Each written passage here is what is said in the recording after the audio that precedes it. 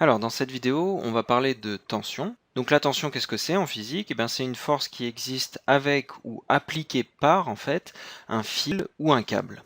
Donc la situation est la suivante. On étudie un bloc qui a un poids de 100 newtons et qui est attaché par un fil à une potence. Donc puisqu'on est sur Terre, et je viens de le dire, la masse de cet objet fait qu'il y a une attraction gravitationnelle entre cet objet et la planète. Son intensité, c'est son poids. Donc je vais l'appeler Fg ici. Le vecteur poids, Fg, c'est égal à la masse fois le champ d'attraction gravitationnelle de la Terre. Donc ici, on a dit que ça nous donnait 100 newtons. Et je vais mettre Uz pour dire que c'est orienté vers le bas. Donc Uz, c'est le vecteur unitaire qui est vertical et orienté vers le bas. Alors, puisque ce bloc est attaché avec un fil à une potence, ici, il est immobile, et puisqu'il est immobile, eh bien on sait avec les lois de Newton que la somme des forces qui s'appliquent sur ce bloc doit être nulle, et donc que quelque chose doit compenser ce poids. Le poids ne peut pas être la seule force qui s'applique sur ce bloc, car la résultante est nécessairement nulle puisque cet objet est immobile. Donc dans un cas simple comme ça, on voit directement que ce qui compense le poids de cet objet, eh bien c'est la tension de ce fil, justement, la tension, donc qui va être tout simplement une force de sens opposé et de même intensité. Je vais l'appeler F indice grand T. Donc F indice grand T, c'est la force de tension. F indice grand T, voilà, je mets un grand F, c'est la force de tension de ce fil et elle vaut exactement 100 newtons. Alors, si je respecte l'orientation, ça va être moins 100 newtons fois UZ, le vecteur unitaire vertical. Donc ce vecteur est orienté vers le bas. Puisque cette force est orientée vers le haut, je mets moins 100 newtons ici. Et donc on a bien la somme vectorielle du poids et de la tension du fil, de la force exercée par le fil sur le bloc en ce point, qui se compense. Donc la résultante est nulle, donc le bloc peut bien rester dans cet état immobile. Et donc cette force, cette tension, c'est quelque chose dont on peut trouver des exemples dans la vie de tous les jours. Par exemple, si tu as une guitare et que tu cherches à accorder ta guitare sera bien accordée si tu appliques la bonne tension.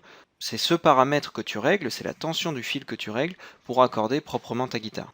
Alors, puisque ce problème est relativement simple, eh bien on va le compliquer un peu, on va imaginer une situation avec en fait deux autres cordes.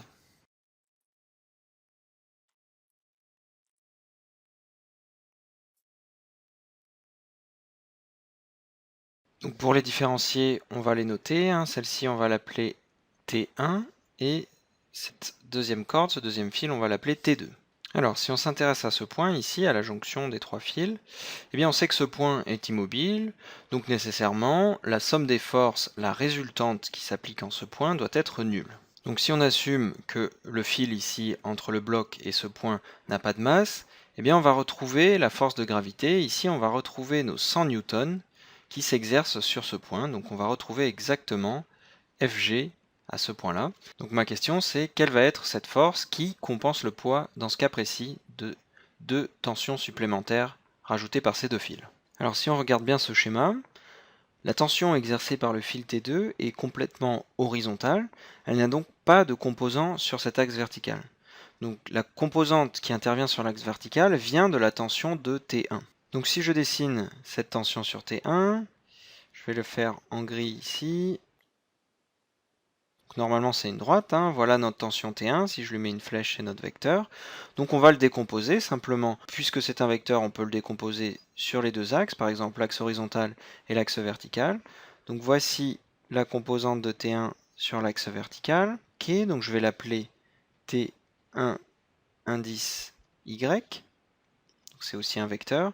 Et voici la composante de T1 sur l'axe horizontal, ici, donc je vais l'appeler T1 indice X, et c'est aussi un vecteur. On voit que la somme de T1 indice X plus T1 indice Y, ça nous donne bien ce vecteur T1 qui est la tension de ce fil. Alors, autre donnée importante pour résoudre le problème, et ça tu ne pouvais pas le deviner puisque je ne te l'ai pas donné, c'est en fait cet angle ici entre le fil et la potence là-haut. Donc cet angle vaut 30 degrés, je le marque en rouge. Sachant que ici T2 et T1X sont sur la même ligne qui est parallèle au sol et parallèle au plafond ici, on a deux angles alternes internes et donc on retrouve 30 degrés ici puisque ces deux angles, celui-ci et celui-ci sont tous les deux alterne-interne, ils ont la même mesure. C'est formé par deux parallèles, T2 et le plafond ici, coupés par une séquente, donc les angles alterne-internes. Comme ici on a décomposé T1 sur deux axes perpendiculaires, X et Y, d'ailleurs je m'excuse, je vais plutôt utiliser Z, puisqu'on a défini un vecteur Z vertical, donc voilà, on va appeler ça T1Z. Donc je disais, puisqu'on a décomposé T1 sur l'axe X et l'axe Z, qui sont tous les deux perpendiculaires, on a ici un triangle rectangle. Donc je rappelle, puisqu'on va faire un petit peu de trigonométrie, le moyen mémotechnique bien pratique, SOH, TOA. Donc SOH, TOA pour sinus, cosinus, tangente, opposé hypoténuse, adjacent hypoténuse et opposé adjacent. Donc ici, on va chercher à calculer cette composante T1Z. Donc on connaît cet angle de 30 degrés, on cherche T1Z. Donc ça c'est le côté opposé, et ça c'est l'hypoténuse, T1. Donc opposé et hypoténuse, c'est le sinus qu'on va faire intervenir. Donc on peut écrire que le sinus de 30 degrés, c'est égal à côté opposé, donc T1 indice Z, la composante sur l'axe vertical de T1, divisé par T1. Et donc ça implique que T1 indice Z, c'est égal à T1 fois ce sinus de 30 degrés. Donc qu'est-ce qu'on a vu tout à l'heure? On a vu que pour compenser ce poids de 100 newtons, la seule composante de la tension qu'on retrouve sur l'axe vertical, c'est T1Z, puisque T2 est complètement horizontal. Donc T1Z doit nécessairement compenser complètement le poids. Donc on peut écrire que T1Z, c'est égal exactement à 100 newtons. Donc on peut trouver en fait la valeur de T1. Sinus de 30 degrés, c'est 1,5.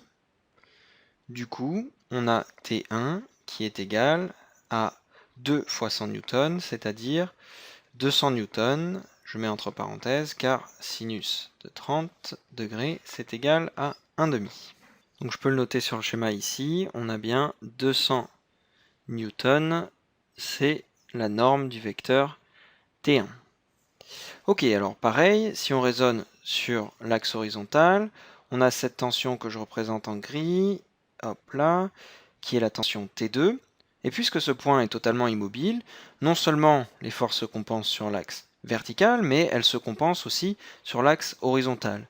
Donc nécessairement, la somme vectorielle de T2 plus T1x, c'est-à-dire la somme vectorielle de T2 plus la composante de T1 sur l'axe x, doit être nulle.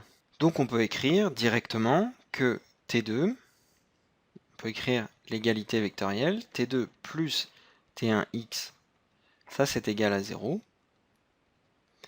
Donc en termes de normes, on a T2 qui est égal à T1x. T1x, on peut le retrouver facilement avec le cosinus, puisque cosinus de 30 degrés, c'est côté adjacent, donc T1x sur 200. Du coup, T1x, c'est égal à 200 fois, donc 200 newtons fois le cosinus de 30 degrés. Le cosinus de 30 degrés, c'est racine de 3 sur 2. Donc 200 fois racine de 3 divisé par 2, ça fait en fait 100 racine de 3. Donc je le mets juste ici en dessous. Ça, ce cosinus, c'est racine de 3 sur 2. Ok, donc T1x, c'est 100 racine de 3. Je vais le noter ici. 100 racine de 3.